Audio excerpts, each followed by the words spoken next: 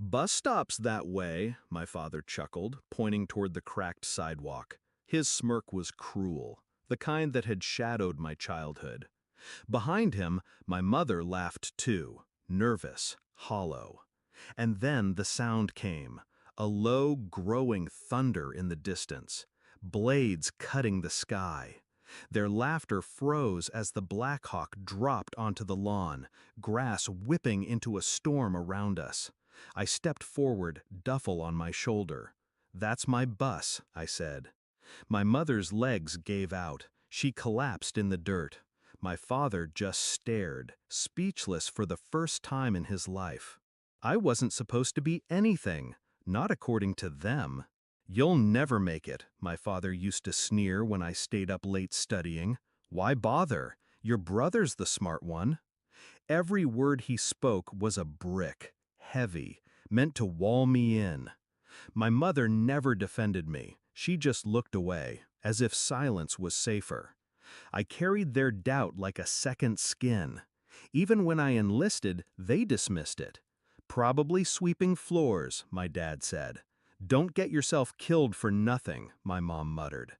I said nothing, because silence, I learned, can sharpen into a weapon. It wasn't just their words, it was the way they treated me like a burden, not blood.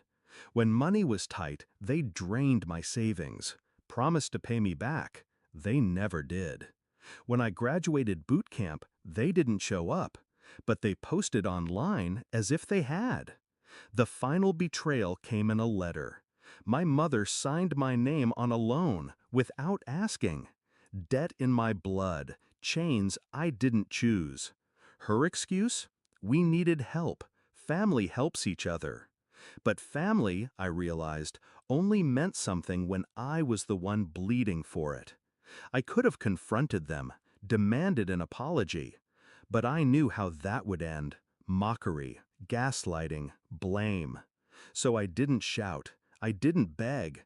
I just trained harder, studied longer, took every deployment, every assignment no one else wanted, and I rose. Ranks, clearances, connections. I carved a place in the world they swore would never take me. They thought I was nothing, so I became something they couldn't even imagine.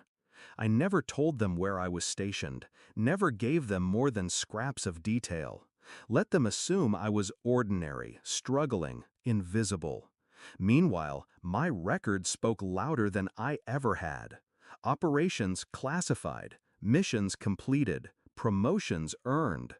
While they sat at their kitchen table, laughing about how I'd never amount to much, my name was inked on briefings that shifted the balance of power.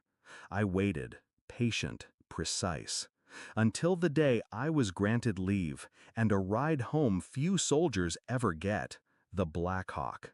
That morning, I stood outside the house. They didn't know I was coming, didn't know what I had become.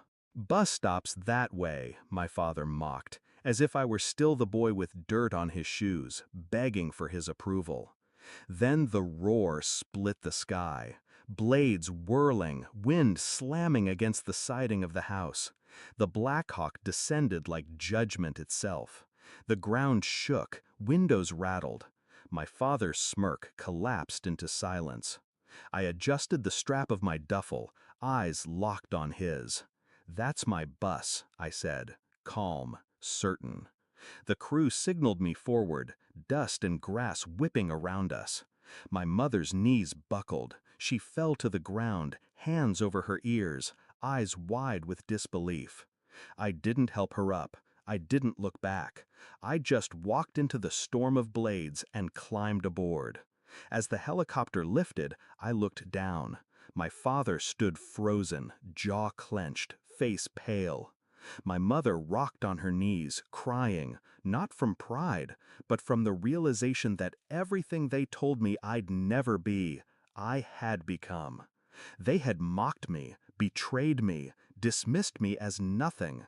Now they watched, powerless, as I rose into the sky, untouchable. And in that moment, I understood revenge isn't always about destroying someone. Sometimes it's about forcing them to see you, forcing them to choke on the weight of their own disbelief. They wanted me small. I became vast, and the echo of those blades shaking their little world apart was all the closure I would ever need.